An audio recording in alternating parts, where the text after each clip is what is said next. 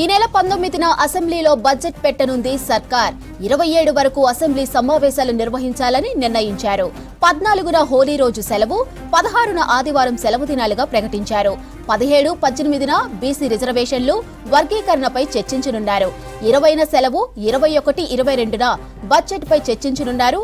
ఇక 27న బడ్జెట్ కు ఆమోదం, సభ నిర్వధిక వాయిదా పడనుంది.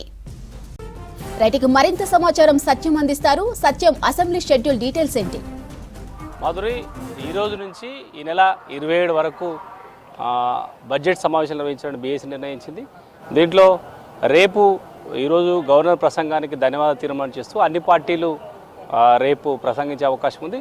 రేపు గవర్నర్ ప్రసంగానికి ధన్యవాద తీర్మానంపై సభలో చర్చ ఉంటుంది. ఇక ఎల్లుండి హోలీ ఉండడంతో ఆ రోజు 14వ తేదీ హాలిడే ఇచ్చారు. ఇక 16వ తేదీ ఆదివారం వస్తుంది కాబట్టి 14, 16 2 రోజులు హాలిడే ఉంది. ఇక 15, 17, 18 ఈ 3 రోజుల్లో ఎస్సీ వర్గీకరణ, అదేవిధంగా బీసీ రిజర్వేషన్ సంబంధించిన బీసీ కులగణన సంబంధించిన బిల్లును సభలో ప్రవేశపెట్టి ఆ రెండింటిపై చర్చ పెట్టడానికి రాష్ట్ర ప్రభుత్వం నిర్ణయించింది.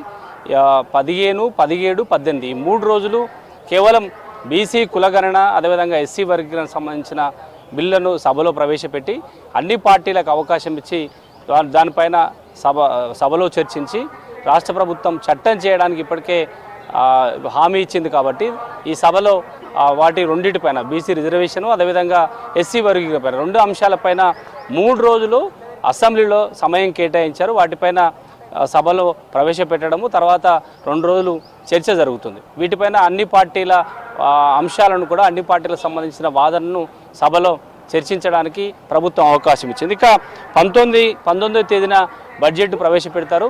19 నెక్స్ట్ డే 20వ తేదీన బడ్జెట్ హాలిడే.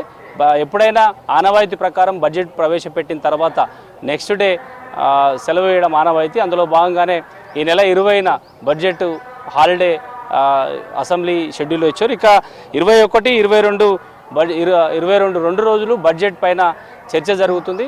బడ్జెట్ రాష్ట్ర ప్రభుత్వం ప్రవేశపెట్టి ఆయా డిపార్ట్మెంట్ల వారీగా ఈసారి అంచనాకు ఎంత డబ్బులు కేటాయిస్తారో లెక్కలు రాష్ట్ర ప్రభుత్వం ప్రవేశపెట్టి బడ్జెట్ సంబంధించిన లెక్కలు చెప్తే వాటిపైన ప్రతిపక్షాలు ఇచ్చే సమాధానాన్ని ప్రభుత్వం స్వీకరిస్తుంది.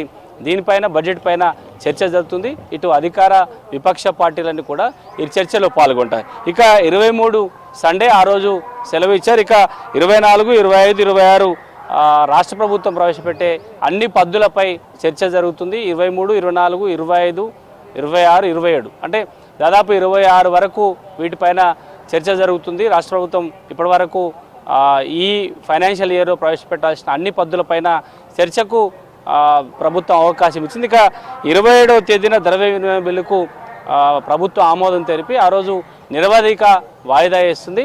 మొత్తం 16 రోజులు ఈ రోజు నుంచి బడ్జెట్ సమావేశం నిర్వహించడానికి బీఎస్సీ నిర్ణయించింది. దాంట్లో 4 రోజులు హాలిడేస్ ఉన్నాయి. ఇక 12 రోజులు పూర్తిగా వర్కింగ్ డేస్ ఈ బడ్జెట్ సమావేశాలు ఉండని చెప్పొచ్చు. కానీ రాష్ట్ర ప్రభుత్వం ముందుగా ఈ రోజు నుంచి 19 వరకు బీసీ రిజర్వేషను, అదేవిధంగా ఎస్సీ వర్గం సంబంధించిన రాష్ట్ర ప్రభుత్వం చాలా ప్రయారిటీగా తీసుకుంది. వాటిని చట్టం చేస్తామని చెప్పింది. బీసీ కులగణనను ఈ రాష్ట్ర ప్రభుత్వం ప్రతిష్టాత్మకంగా తీసుకొని కులగణన పూర్తి చేసింది. చట్టం చేస్తామని హామీ ఇచ్చింది. ఆ తర్వాత కేంద్ర ప్రభుత్వానికి చట్టాన్ని పంపిస్తే బీసీ రిజర్వేషన్ను రాష్ట్రంలో అమలు చేయాలని రాష్ట్ర ప్రభుత్వం కేంద్రంపై ఒత్తిడి తెస్తుంది. కాబట్టి ముందుగా బడ్జెట్ సమావేశంలో 3 రోజులు వీటికే కేటాయించి 19వ తేదీన ఆర్థిక మంత్రి బట్టి విక్రమార్క ఇటు అసెంబ్లీలో బడ్జెట్ ప్రవేశపెడతారు. ఆ తర్వాత బడ్జెట్పై డిస్కషన్ జరుగుతుంది. ఆ తర్వాత ఈ నెల 27న ద్రవ్య వినిమయ బిల్లుకు ఆమోదం తెలిపి నిరవధిక సభ వాయిదా పడుతుందని చెప్పొచ్చు.